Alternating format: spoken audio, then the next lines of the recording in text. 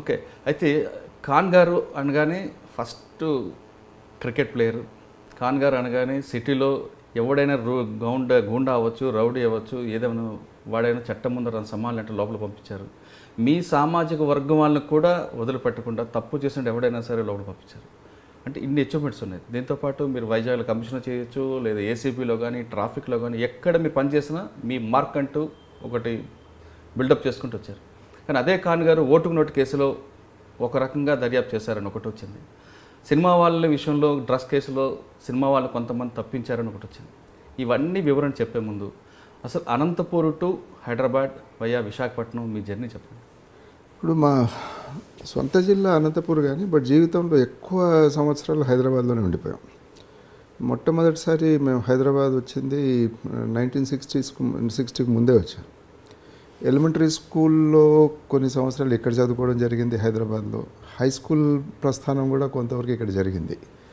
దాని తర్వాత నాన్నగారు కూడా ఎక్కువగా హైదరాబాద్లో తెలంగాణ జిల్లాలో పనిచేయడం జరిగింది. యూనివర్సిటీ వచ్చేసరికి ముందు ఇక్కడ అడ్మిషన్ తీసుకున్నప్పటికీ కూడా ఇక్కడ యూనివర్సిటీలో అప్పుడు కొంచెం చాలా డిస్టర్బ్డ్ అట్మాస్ఫియర్ ఉండేది ఇక్కడ. I'm talking of 1975 post graduation చేయాలనుకున్నప్పుడు. అప్పుడు తిరుపతి వెంకటేశ్వర విద్యాలయానికి వెళ్ళి అక్కడి నుంచి రసాయన శాస్త్రంలో పోస్ట్ గ్రాడ్యుయేషన్ చేయడం జరిగింది. దాని తర్వాత మళ్ళీ హైదరాబాద్ వచ్చేసాం. హైదరాబాద్ వచ్చి హైదరాబాద్లో ఆ రోజుల్లో ఆర్ఆర్ ల్యాబ్స్ ఉండేవాళ్ళు. ఈ రోజుల్లో ఐఐసిటి, సిసిఎంబి రెండుగా విడిపోయింది. అది అక్కడ కెమిస్ట్రీలో రీసెర్చ్ చేయడం జరిగింది. అదైన తర్వాత మళ్ళీ స్టేట్ బ్యాంక్లో పనిచేయడం కానీ ప్రొబేషనరీ ఆఫీసర్గా, దాంతోపాటు మళ్ళీ సివిల్ సర్వీసెస్ రాయడం కానీ మొత్తం హైదరాబాద్ నుంచే జరిగింది. సో అనంతపురం జిల్లా నుంచి వచ్చిన ఎక్కువ జీవితం హైదరాబాద్లోనే గడిచిపోయింది. అంటే పుట్టడం అక్కడ కానీ మ్యాక్సిమం చదువుకోవడం అంటే అక్కడ కూడా కొంతవరకు చదువుకున్నాం. ఓకే. ఎందుకంటే ఫాదర్ సర్వీస్లో ఉండడం, నాన్నగారు సర్వీస్లో ఉన్నారు. సర్వీస్లో ఉండడం వల్ల ఎక్కువగా జిల్లాలు ఇతర ప్రాంతాలకు కూడా వెళ్ళాల్సిన అవసరం వచ్చింది. అని ఎక్కడ వెళ్తే అక్కడ వెళ్ళాము. కానీ ఎక్కువ భాగం జీవితంలో హైదరాబాద్ నగరంలోనే కలిసింది. సర్వీస్లో జాయిన్ అయిన తర్వాత అయితే ఇంకా దాదాపు అంటే అసలు మీరు పోలీసు అవ్వాలని ఎందుకు అనుకున్నారండి? ఇది చాలా యాదృచ్ఛికంగా జరిగింది. ఇది మొట్టమొదట సివిల్ సర్వీసెస్ వైపు కూడా అంత ఇంట్రెస్ట్ అంటూ లేదు. చాలా లేట్గా ఇంట్రెస్ట్ అనేది జనరేట్ అయింది దీంట్లో. కెమిస్ట్రీలో పోస్ట్ గ్రాడ్యుయేషన్ కంప్లీట్ చేసిన తర్వాత రీసెర్చ్ చేయాలి, విదేశాలకు వెళ్ళాలి అని అనుకున్న తరుణంలో కొంతమంది మిత్రులు సివిల్ సర్వీసెస్ రాస్తుంటే రాద్దామని రాసాం.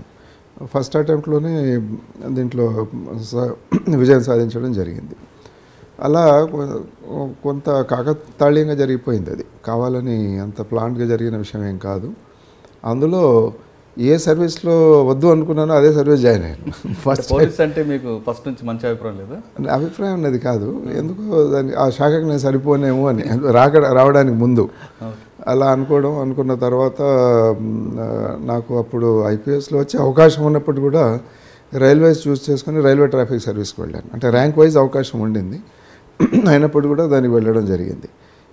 నేను ఐపీఎస్లో రావడానికి కేవలం ఒకే ఒక కారణం గట్టిగా చెప్పాలనుకుంటే, మళ్ళీ పరీక్ష రాసినప్పుడు నేను తెలుగు క్యాండిడేట్స్ ఎవరైతే ఉన్నారో అప్పుడు ఇంటిగ్రేటెడ్ ఆంధ్రప్రదేశ్లో తెలంగాణ కావచ్చు, ఆంధ్ర కావచ్చు, అన్నిట్లో నేను ఫస్ట్ వచ్చాను దాంట్లో. కాబట్టి తప్పకుండా హోమ్ స్టేట్ వస్తుంది, హోమ్ స్టేట్ కావాలి, హోమ్ స్టేట్లో ఉండవచ్చు, మన ప్రాంతాల్లో ఉండవచ్చు, మన సంస్కృతిలో ఉండవచ్చు అన్న ఏకైక కారణంతో నేను ఐపీఎస్ రావడం జరిగింది. ఒకవేళ ఐఆర్టీఎస్లో నాకు సౌత్ సెంట్రల్ రైల్వే ఇచ్చినా నేను ఐపీఎస్కి వచ్చేవాడిని కాదేమో. ఓకే. అంటే మీరు ఫస్ట్ ఐపీఎస్ వచ్చారు, ఫస్ట్ పోస్టింగ్ ఎక్కడ స్టార్ట్ అయింది? ఫస్ట్ పోస్టింగ్ అన్నది గోదావరి ఖనిలో జరిగింది. గోదావరి ఖనిలో చాలా ఇంట్రెస్టింగ్ పోస్టింగ్ అది. ఎందుకంటే ఇప్పుడు ఈరోజు మీకు జ్యోతినగర్ అని ఉంది, NTPC, Ramagundam thermal power plant బాగా ఎక్స్పాండ్ అయింది. ఇంకా ఈ మైనింగ్ కూడా చాలా విస్తృతంగా ఉంది. ఆ రోజుల్లో అంటే 1982 సంగతి చెప్తున్నాను నేను. ఏఎస్పీగా వెళ్ళినప్పుడు 82-83లో అక్కడ ఇవన్నీ కూడా ఇంకా ప్రారంభ దశలో ఉన్నాయి. పరిస్థితి కూడా చాలా అస్తవ్యస్తంగా అల్లకల్లోలంగా ఉండేది. అప్పుడు బాగా నక్సల్ మూమెంట్ కూడా చాలా ఎక్కువ ఉండింది ఒకటి. దాంతోపాటు ఈ labour troubles, land acquisition issues, law and order సంబంధించి చాలా ఛాలెంజెస్ ఉన్నాయి అప్పుడు. ఎందుకంటే ఈ పరిశ్రమలన్నీ అప్పుడప్పుడే వస్తున్నాయి. ఇంకా ఇవి సింగరేణి మైనింగ్ యాక్టివిటీ ఉండింది, బట్ కొన్ని మైన్స్ మాత్రమే పరిమితమైంది. ఓపెన్ కాస్ట్ మైనింగ్ లేదు, అప్పుడప్పుడే ప్రారంభమైంది. అలాగే fertilizer corporation of India unit ఒకటి ఉండింది అప్పుడు, దాంట్లో కూడా కొన్ని లేబర్ ట్రబుల్స్ రావడం, తర్వాత క్లోజ్ కావడం, మళ్ళీ ఇప్పుడు ఈ మధ్య ఏదో ప్రారంభమైందని విన్నాం. అలాగే ఎన్టీపీసీ ఇంకా ప్రారంభం కూడా కాలేదు, అది ల్యాండ్ దానికోసం అక్వైర్ చేయడం జరిగింది చాలా పెద్ద ఎత్తున.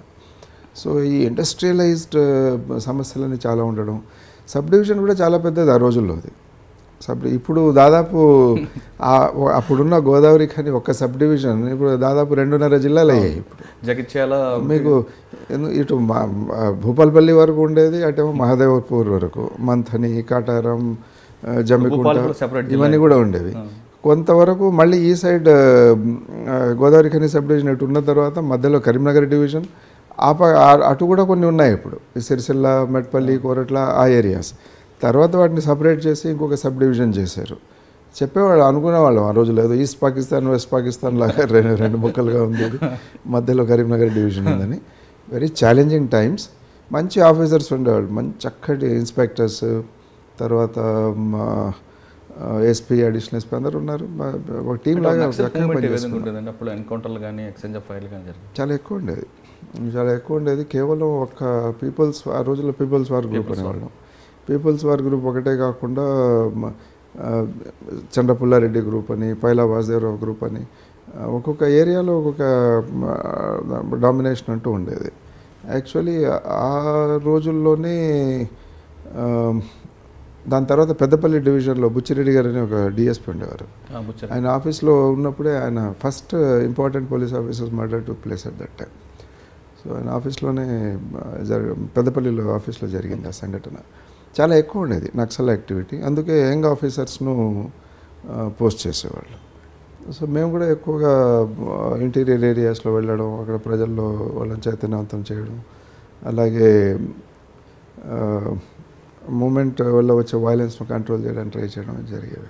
మీరు చూస్తున్నారు ఐ డ్రీమ్ న్యూస్ని. మీరు చూస్తున్నది ఐ డ్రీమ్ న్యూస్. అంటే కళలని నిజం చేస్తూ ప్రజలకి నిజాలని కళల ద్వారా తీసుకొచ్చే ఐ డ్రీమ్కి మై బెస్ట్ విషెస్. మీరు చూస్తున్నది I dream news.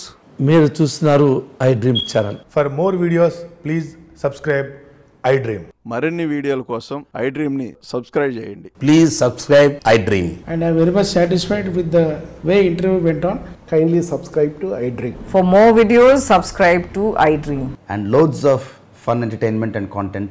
Do watch